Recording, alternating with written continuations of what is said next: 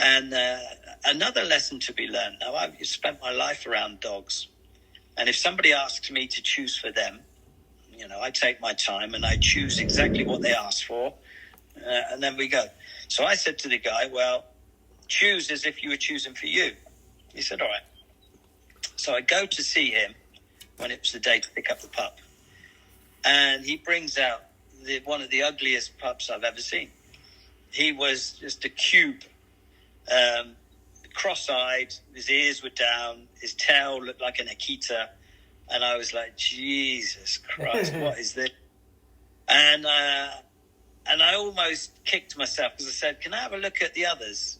And he was, you could tell he was a little bit hurt. Like, hang on, I've selected the dog that you want.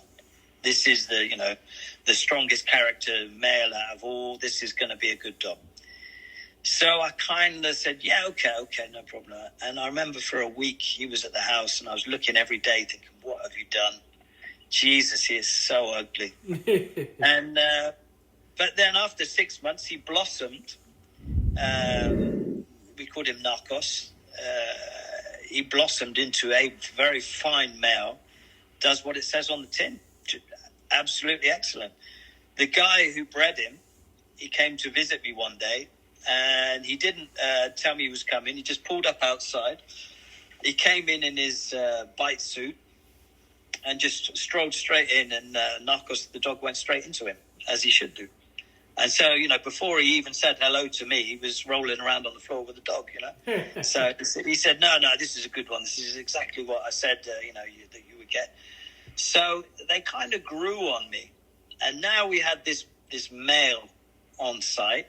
The female became friendlier. So now you can pet the female.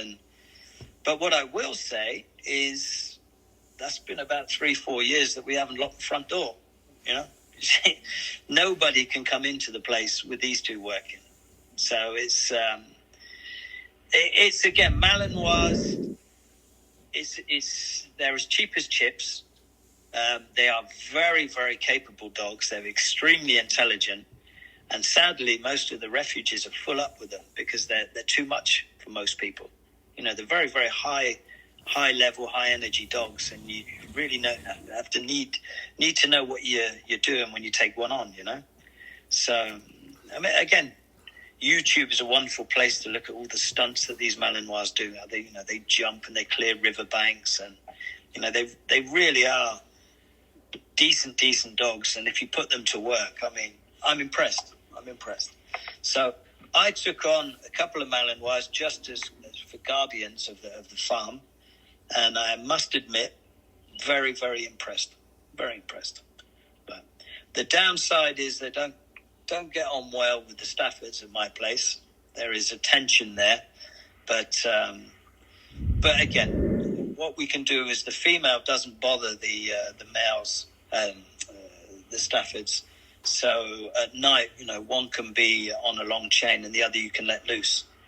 So if people come by during the day and they see there's, two strong guard dogs, but attached, they might think, well, we can sneak in another way. But unfortunately, that's part of my wicked sense of humor. At night, one of them is on the loose. So if they try coming in the other way, then they've got a surprise. So like I say, it's the Malinois or any of the shepherd dogs, they do exactly what they're supposed to do. I mean, you don't get a better guard dog than that, for me. Mm-hmm. I had American Bulldogs years ago that I used to use for guarding, but they would just be snoring. I mean, if you tippy-toed past them, you could get by them because most of them were just snoring, for 23 hours a day. So when they were awake, they're very impressive when they're awake. But again, the shepherds, I got the impression that they just don't sleep. So if one sleeps, the other one's awake. So it's good teamwork. But again, I'm by no means a specialist in Malinois, but I'm a big fan of dogs, and I have to give appreciation to where you see it. And if somebody said to me, "I want a decent guard dog," I say, "Get a shepherd dog. Get a shepherd dog." Personally, I've got a little thing for the Dutch shepherds, just a little thing, because my first was, excelled in everything. But Malinois, they're very popular. But if you find a good breeder with Malinois, they're just so intelligent, so switched on. I mean, you're walking along and they're walking to heel. It looks like you've spent 6 months training them. And in actual fact, you've done nothing with them, And so people are looking at you like, yeah, that guy's really got it down with his dog training, And you don't say anything, but in actual fact, it's the dog. It does everything. You stop, they sit down, they're looking at you. It's just... So, yeah, the Malinois, like I say, if somebody's looking for a good guard dog and a dog, if you're doing your canicross, you're mountain biking with dogs, or you're running with dogs, or you're hiking in the mountains, Malinois, just, again, excellent dog. Can do everything that all the others can do. So, yeah, I'm, like I say, I would say they get the thumbs up. Yeah. People shouldn't be, too blocked and focused on one breed. I mean, you should appreciate all breeds. I mean, I like to consider myself as a dogman because I got a huge respect for all types, especially the working dogs. Yeah. And I mean, if ever I'm in a dog show or whatever, which is rare these days, you'll find me probably in the sort of hunting section and hands in my pockets, just having a mooch about, seeing what's what. You've got to have a healthy respect for the working Labradors or your Cheese Peaks or your Kangals. Or, I mean, I remember there's a breeder here that breeds Montagne de Pyrenees mountain dog. Yeah. And he brings in, because they've reintroduced the wolf into France. Mm-hmm. And the wolf is a protected species now. Except wolves are very, very clever, and they adapt extremely quickly, and they cover a lot of terrain in one night. So they're losing livestock left, right, and centre. Now, the trouble is the Pyrenees mountain dogs are good guardians, but they're defending dogs. They give voice, posture and all the rest of it. So, they're still losing. They're still losing a lot of lambs and bits and pieces. So they're bringing in these Kangal dogs. And I met one. I'm not a big fella by any means. Yeah. And this Kangal that I met was looking me in the eyes, just standing there. I mean, I'll dig out a photo for you. Yeah. And he had these teeth like 6-inch nails. Yeah. I mean, they were just, Jesus Christ, big, scary animals, serious things with a big collar with the prongs on. And they're there for, if the wolf decides to come down for lunch, I mean, they're going to meet him halfway. Huge respect. I will say that the Kangals here, you've got some guys that show them, and they're just, they cow-hopped, shitty-looking things. But the real working stuff that comes across, big respect, huge respect. And they're not too stubborn. They're not. I found them a little bit cold, around humans, not friendly at all. Well, so here's the weird thing about it. He's and this is different. Again, coming from us bull breed people, where the bull breeds are affectionate and will do anything for you, even if it means laying down their life. Mm. These dogs will do that for you, but you could tell that they've got a mind of their own, and they are stubborn. This is an adjustment. His recall is laughable at times. Because we got a good clip of yard now, even though we're still we're kind of like on the edge of going into the country from the city. So we're a mix of rural and a little bit of neighborhood. We're in a neighborhood. So, but we have a nice little backyard now, and when he's doing his job, he's doing his job. He runs the circle. He runs the fence line. Oh, nice. Okay. And he'll bark whenever he sees something. But he's constantly running the fence line, constantly watching, and not 1 ounce of training. Not 1 ounce. And he's been doing this from day one. And what's interesting too is he likes his own space sometimes, so he'll kind of lay down in the hallway. But I swear, like, I'll set down a drink on a table a little too loud, or a chair will creak, and he's up. He's up and running into the living room, like, what's going on? Excellent. So and then people come to the door, and that's when you could tell they see it in his eyes. Like, just the other day, the house next to us is up for sale, and they had a couple people looking to buy it, and they were out in the backyard, and he was out there. Excellent. And a little kid was going to come up to the fence, and the mom said, "Oh, no, he's a big scary dog." People could see it in his eyes, like. I mean, people got to realize is a guard dog is exactly that. It's a guard dog. Yeah. Now, you shouldn't confuse it or blur the lines. I mean, I knew guys that had guard dogs like Fila Brasileiros, things like that. And you never saw their dog. But you'd hear him behind a big, heavy door somewhere. Yeah. But when people came to the yard, they put their dog away. Yeah. Because that dog isn't meant to meet people. He's not there to be sociable and to be nice. His job is to guard. And so people say, no, but that's cruel. He's missing out and socializing. But, you got to, what do you want? You want a guard dog, or you want a dog, that's nice and guards when he feels like it? Yeah. Just be serious. A real serious guard dog, no one puts their hands on it. No. The dog is there to guard. Anything other than family isn't good. Yep. And so, people will argue, but it's black and white. I mean, the guy said to me, he said, nobody should pet your dogs. Your guard dogs are there for guarding. Now, we've got a lot of land, but he said same thing. I said, do I need to take him into town so he can see things and, cars? And he said, no. He said, their job is to guard your place. He said, you don't want your dog to, suddenly, you want him to go to the restaurant with you. You want him to this and that. There are dogs that will do that if you like. But if you want a guard dog, he's happier at home. He's guarding. That's his job. So, and people tend not to understand that. They think that they want a guard dog.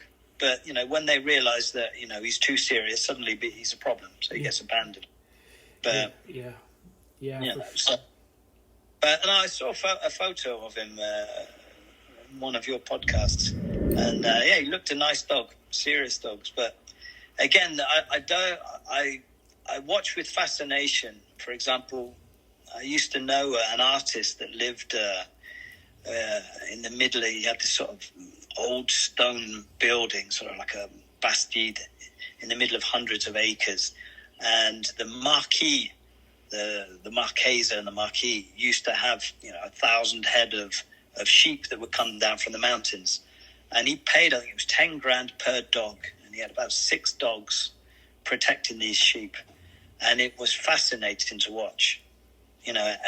If you got too close to the flock, you'd see the dogs, 2 would stay back, 2 would come forward. And it was just impressive to see that this is training plus instinct over hundreds of years of selection. And it really is, wonderful to see. So, if you can take that as well, your dog's got that in him. You can see in his eyes that he's being serious. That's the sort of traits that you need for a guard dog. You don't need designer guard dogs and marketing and stuff. A good dog speaks for itself. That's good. I mean, it's nice to fall upon a breeder like that. You can really be confident with and say, this is exactly what I'm looking for. Have you got anything? And be ready for them to say, well, no, I haven't got what you're looking for. Yeah. Now, for her to say the male is exactly what you're looking for and you to be chuffed to bits with, that's how it should be. A good breeder should put the person with the dog. You try and make the sort of match made in heaven, And especially when you're dealing with tough, dogs or guard dogs or any sort of protection dogs, you can't second guess. You can't say, I'll sell that one off. No. It has to be the right dog, because otherwise that's how accidents happen. Yeah. Yeah, and the great thing is that, since he is not a show dog and a mixed breed, he was $250, and I've got a better guard dog than if I would have paid $3,000 for something like a Cane Corso or something. So. Exactly. I mean, the Malinois here go for $500. $500 is, if you go to a dog pound, it costs you $300. Yeah, right. It's $500, and you're getting, an excellent dog. Yeah. So, unfortunately, I think they're the second most popular breed in France now, the Malinois. So you find tons of them in the refuges and the rescue places, which is a shame. But I think that's more of a reflection on society rather than the dogs themselves. But I would say they are beginners' dogs. They're pretty. If you know what you're doing and you're firm and you're willing to put in the time, they're pretty easy dogs to go for. Mm-hmm. When you start going to Kangdales and that sort of stuff, I think that's sort of, you're starting to go through the belts, as it were. You're starting to get more serious. So the easy shepherd dogs would be Dutch and Belgians and German shepherds. Again, you have to look for what you're getting, and they've got more health problems than they should have. Those shepherds are the easy ones. But then when you start getting into the serious shepherds, I like to call them, that you're after, then you need some solid advice afterwards. So it looks as though you fell onto a good breeder there that advised you as you should be. So yeah, that's great advice, because, and that's kind of what I told a few people, is that, even though that I felt like I was prepared and everything that I researched has come true, until you actually put hands on and see the dog grow and develop, you can't quite grasp it. But this is what we were saying before. Yeah. I mean, most people today can't be bothered to put in the homework and do the research. I mean, something as simple as Staffords, most people can't be bothered to do the work, where they came from and what their heritage was and what different lines and the families, and they can't be bothered with all that. So when you're going into a complex breed like the Kangals and all those sort of, the Turkish dogs and stuff, you really are taking on something, you need to know what you're looking for. Yeah. And sadly, there are a lot of Kangals that end up in rescues now as well, because people bite off more than they can chew. So it's not a sort of weekend dog. You can buy it and then just take care of it at the weekend. You're too busy during the week, and it's just the weekend where you can have a look at the dog. No, you have to have a certain experience, I would say. Speaking to real dogmen like yourself is important, because people need to hear the perspective of, what are you looking to get out of a Staffordshire Short Bull Terrier? You can't. Yeah. The thing is, social media has done a lot to. Why today do we need guard dogs? Yeah. It's because things have changed. I have guard dogs because I noticed probably about 10 years ago. I lived in a big house in the south of France with the 4 acres of vineyard around it. And to all intents and purposes, you would think I was rich, which I wasn't. It was a lease. I was leasing this big old place. And but people would turn up, and immediately you could see they were thinking, oh, hello, there's money here, And sometimes you would get people turn up, and there would be, say, 2 or 3 fellas in a car. One would keep chatting to you, and the other 2 were looking around. Now, they're not there to buy anything, So, and I noticed that more and more, things become a bit differently, because before I was breeding on the side because I had bars and restaurants and stuff, so I didn't really notice it. But the minute you start breeding seriously and you become professional and you start, basically that's your livelihood, you actually see people for what they are, and there are a lot of dishonest people around, so you've got to prepare yourself for that. And not to mention, I do deliveries all over France because you've got things like the parvovirus, which are on the up and up. The parvovirus for kennel owners is you talk about coronavirus. It's parvovirus goes in and kills the pups, and it stays put on your land, and you can't get rid of it. And it's just a nightmare. You just do not want that at your kennels. Now, I was chatting to some vets here, and they said, yeah, but the reason there is an upsurge of parvovirus is because today people go, they literally think of a kennel place like a zoo. You can go visit. So they will go and visit all the kennels in the area with their kids on a Saturday or a Sunday. So, they might turn up at your place and they've already visited half a dozen other kennels. And again, they've got no intention of buying. They just want, it's a cheap day out to go and visit lots of puppy dogs with the kids. So you got that mentality as well. So, you can be bringing anything into your kennels, disease-wise.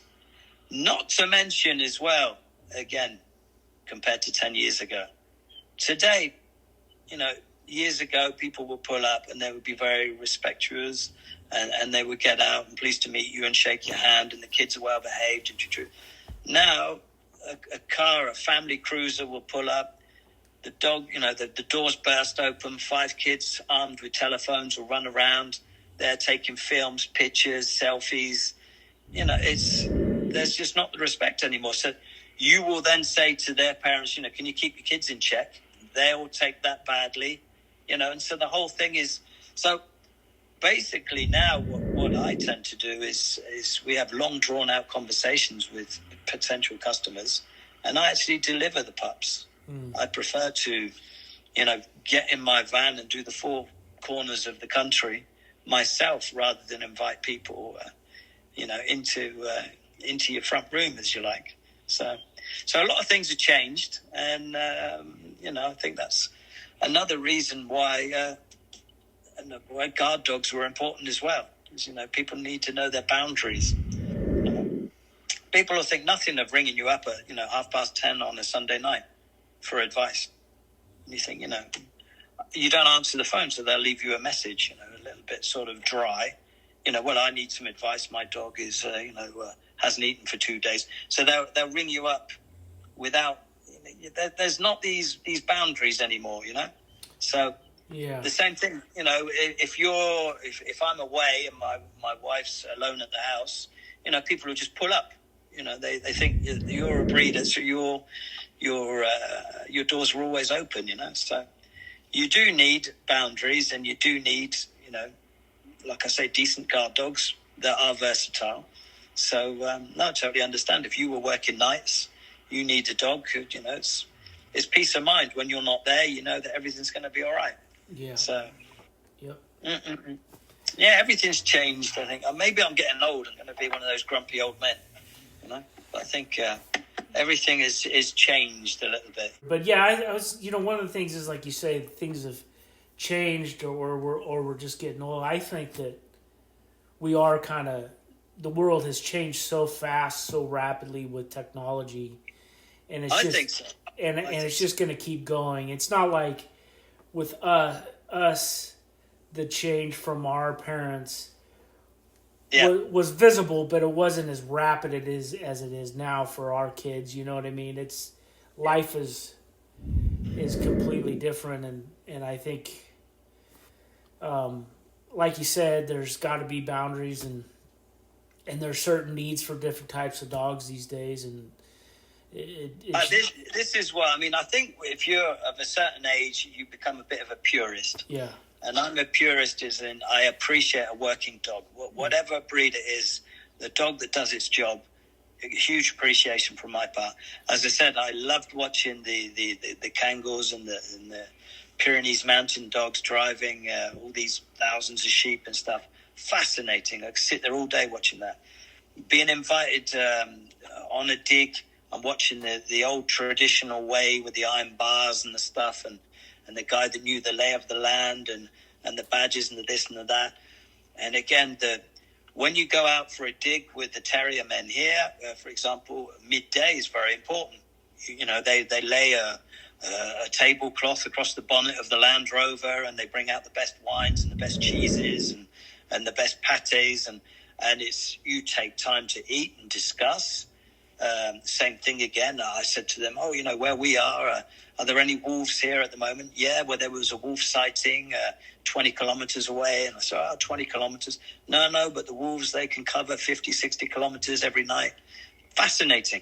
You listen to these guys, and it's kind of the tradition and the history that you're not going to find on Google or Wikipedia or, it's guys that are living it and doing it, When you talk about, for example, the terrier men like Brian Nuttall that's passed on, Robert Booth, if you go to his place for a weekend, hospitality out of this world, and stories about dogs, all types of dogs, whether it be greyhounds or Wheaton terriers or Staffords. And it's like being a kid in Disneyland, you are just hearing stories and anecdotes and it's stuff again that maybe it's I don't know, it's out of date, it's not fashionable, people can't be bothered with that now. But I know for my part, if I'm looking for a new breed or something, I'm like, a newbie. I want to know everything. Told the guy with the Malinois, this is what I'm looking for, boom, boom, boom. And, even at the beginning with the ugly mutt of a dog that he was, I had to cross my fingers and be confident that he knew what he was talking about. And he did. Everything I said, it came out in the end. So, and the same thing, you've gone for a serious sort of a 3-breed package in your dog. The lady obviously knew what she was talking about because everything she said, you've got. So there's, I don't know. I think there are a lot of dog men that are still around. They're getting more sort of, rare and dyed in the wool than before. But I think you need that, you need to be passionate about your subject and need to keep on looking. I mean, I'm always learning. That's my whole thing. I'm passionate about anything, and I'm very curious and inquisitive, and I'm always asking questions. So, fascinating. Do you still have any bull terriers? I've got the 2 working bull terriers there. Yeah, they're still there. They were a gift from the hunting guy that I know here. I haven't done a lot with them, to be honest. I mean, we had the lockdowns and the COVID bullshit over the last 2 years. So they've been over the back with me. Very bull terrier, as in headstrong, no recall whatsoever. Got to keep him on a sort of one of those horse leashes, about 10, 20 meter lead, because otherwise he'd be off. Very strong-willed, very pugnacious bull terrier.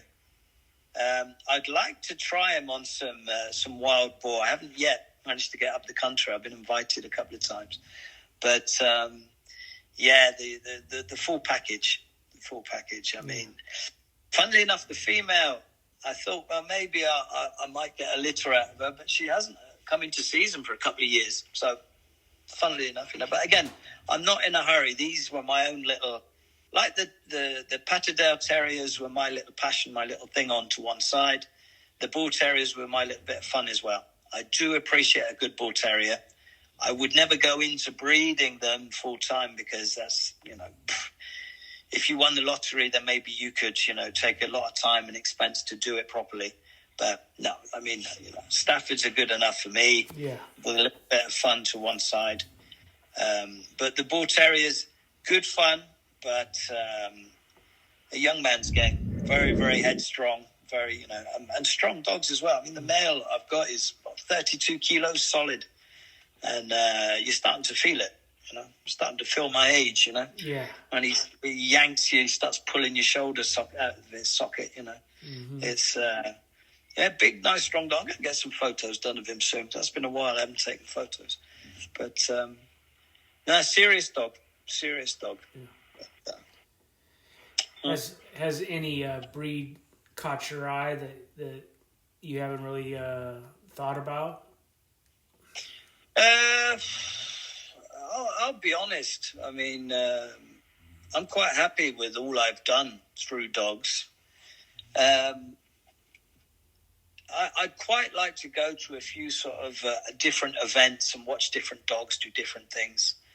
A friend of mine brought in a couple of lurchers from Spain the other day, and he's been hunting hare and bits and pieces with them. Again, fascinating. The dogs. There's a couple, and they work as a couple, and they can trick the hare because the hares are extremely intelligent. They work as a couple, and they manage to push the hare into making a mistake, so he takes a wrong turn and runs into the other one. Again, you think, where did that intelligence come from? It's just this natural sort of intelligence. It's, what the old pit dog men would call pit intelligence. It's, again, enjoy watching that. Enjoy watching the terriers working. Would like to see some. Would like to see some decent Newfoundland dogs as well working at sea. That's always fascinated me. I used to know a kennels up in Brittany where it's very stormy seas up there. And there was a guy who used to take his dogs out regularly. And him and his mates would, put their wetsuits on and the dogs would be tracking them around and pulling them through the waves. That was good. You could see everybody was having fun. So, but again, find Newfoundlands today that do that. They're all riddled with, hip dysplasia now and joints and problems with their eyes. But again, it was a real breed. I mean, imagine Labrador and Newfoundland. Imagine getting into the sea up in Newfoundland. I mean, you wouldn't want to. But the dogs going through those icy, cold, treacherous waters and swimming and, saving people and stuff. You think, wow, that's a dog that needs to be, preserved. But they've become show dogs now, so that's a shame. But no, I would consider myself a dogman, as in I have a huge appreciation, a healthy appreciation for all types of dogs, especially working dogs. So, but would I have another breed? I don't know. For the minute, I'm happy with what I'm doing. I'll always be a Stafford man because I've always had them. I flirt every now and again without being unfaithful. I flirt with other breeds. But, the bull terriers I like. I bred a few American bulldogs to see if I could breed workers, which I did. I got some that went over to Mayotte, the worker on cattle farms. So for me, it's a little sort of, I wanted to see if I could do it, and I did, so I'm happy. But that'll do. Thank you very much. That stops there. The Patterdales, I was happy with continuing with some strong lines that all worked, and they did. They went off to some decent terrier men that all gave the thumbs up and said, excellent workers, very, very good. So happy there, happy, job done. So I like flirting with different breeds and just seeing if you can carry on the good work, But again, the giant breeds like the Kennel and stuff, you obviously have to have money to feed them, because they do tend to eat a bit. So I don't know. The shepherd dogs, I like the shepherd dogs. Got to give them credit. I mean, the natural intelligence and the way they work, with man, excellent. The lovable bull breeds, the feisty terriers. I don't know. I'm going to have to get out to a decent... I haven't been to Crufts for a long time. Crufts was always a good dog show back in the UK. Not because, the Pompey dog show bit.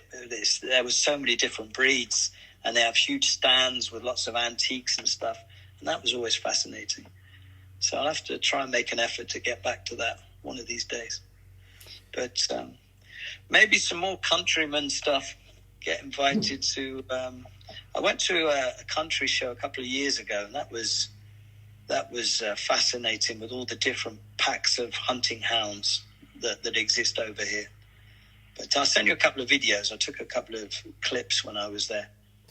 I remember being sort of like a French English algo something or other.